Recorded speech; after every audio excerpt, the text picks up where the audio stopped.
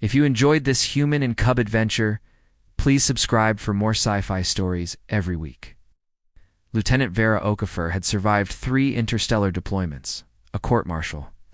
Hearing she definitely did not start on purpose, one catastrophic fuel leak over the Kethrin Nebula. Nothing in her career had prepared her for the sight of 7 predator cubs watching her sweep a floor.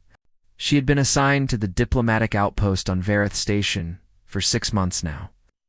Her quarters were regulation size, regulation gray, regulation boring. She woke up on a Tuesday morning with the specific energy of someone who had run out of excuses to avoid cleaning. The room smelled faintly of synthetic rations. A sock she could not identify lay in the corner like a defeated flag. She pulled out her mop. She tied her lokes back with a fraying elastic band. She put on her playlist through her earpiece. She started at the far wall with the kind of focused intensity that made her look like she was going to war with linoleum. The cubs had somehow materialized in her doorway by the time she reached the middle of the room. 7 of them. All ears. All enormous copper eyes fixed on her with the absolute unblinking fascination. Of creatures watching a natural phenomenon they had never encountered before, they were the young of High Marshal Dreveth, the most fearsome battlefield commander in the Veyrath Collective. They were technically not supposed to be in the enlisted wing. They were also roughly the size of large golden retrievers, each covered in striped amber fur, with tails that moved in slow, mesmerizing sweeps when they were. Thinking hard about something, Vera did not look up. She swept.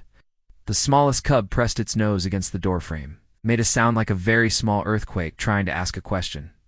Vera glanced over her shoulder at the cluster of enormous copper eyes. She pointed at the wall. She went back to sweeping. The cubs interpreted this gesture as an invitation and poured through the doorway like warm syrup. They fanned out across the room in a loose semicircle, watching every movement of the mop with the kind of focused attention that usually preceded either deep intellectual breakthrough or mild property damage. The tallest cub tilted its head so far to one side that its ear nearly touched the floor. It was trying to understand the physics of what she was doing. Another one with a notch in its left ear from some cubhood accident crept forward on its belly until its nose was 3 inches from the mop head. It sniffed. It sneezed. It sat back, looking profoundly offended by the concept of soap. Vera suppressed a smile so hard her jaw ached. The next few minutes were quiet, except for the sound of sweeping.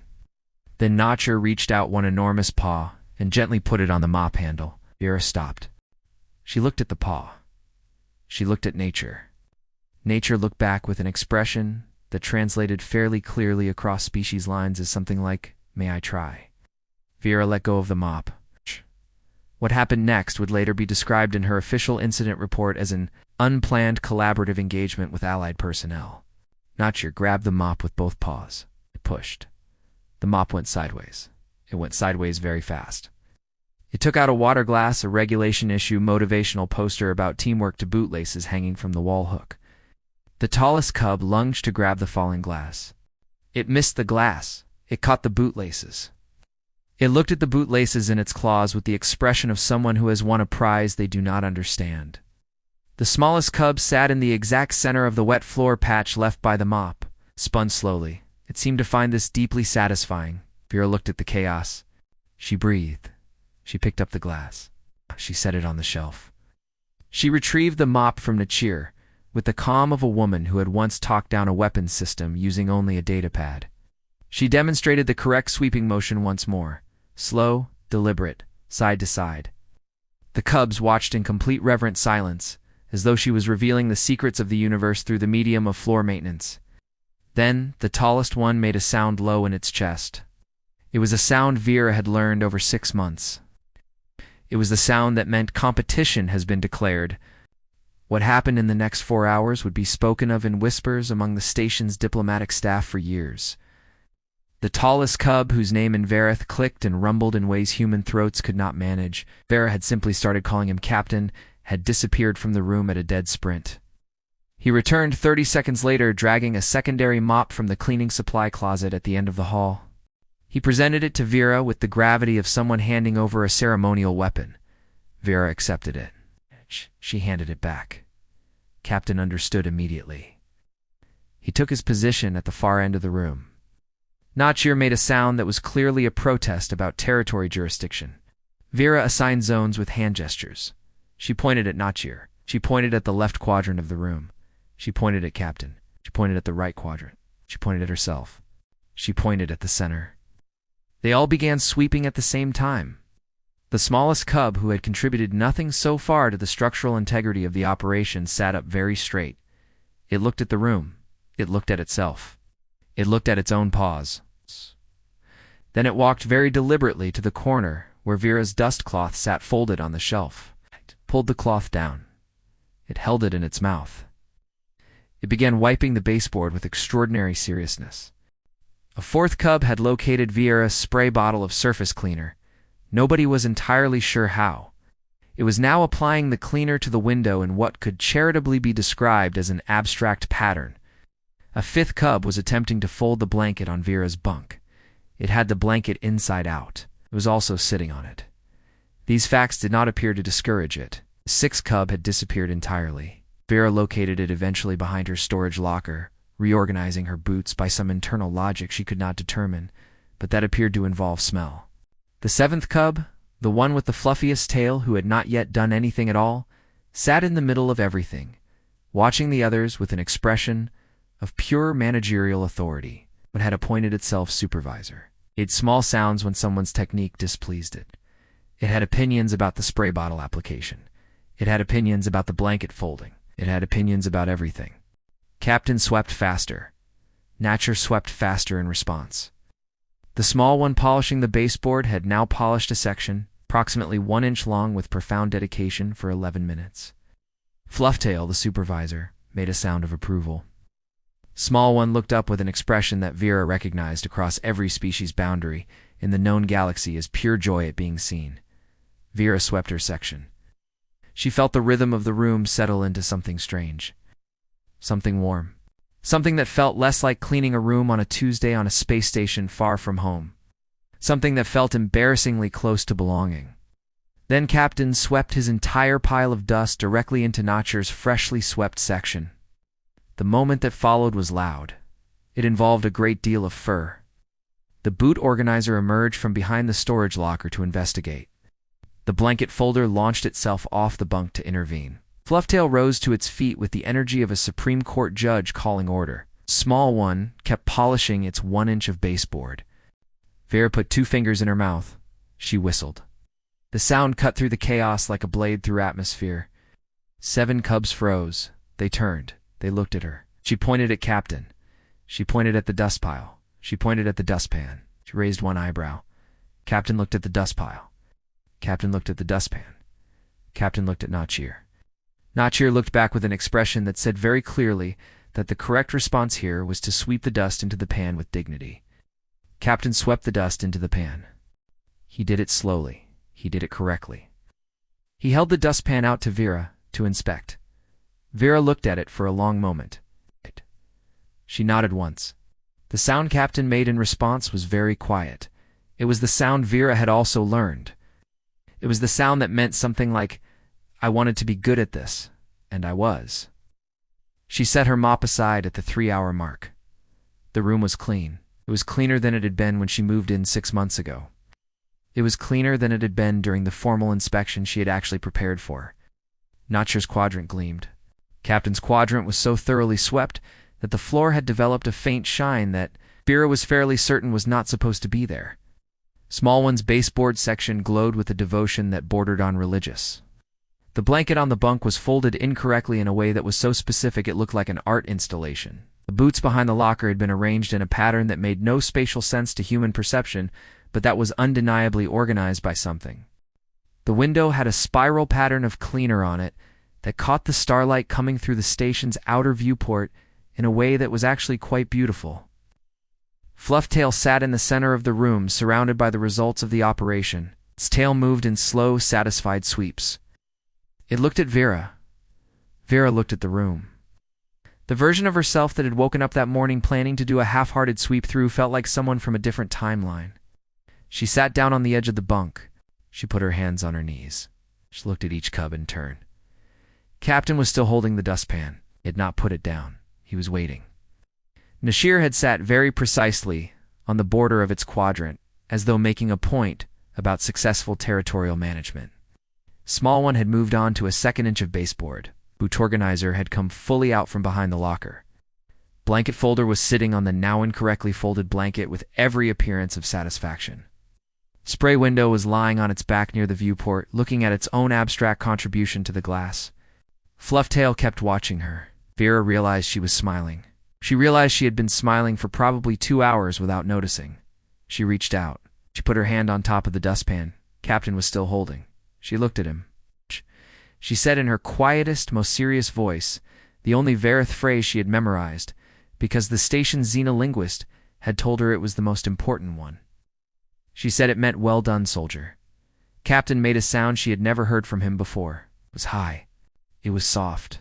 It was completely unlike anything a predator species was supposed to produce. Notchier heard it. Cheer made almost the same sound. Then all 7 of them were making it. It filled the small, clean room like light. Flufftail stood up. It walked to Vera with great deliberate dignity. It sat directly in front of her. It put both paws on her knees. It looked at her face with those enormous copper eyes for a long, serious moment. Then it pressed its forehead against hers.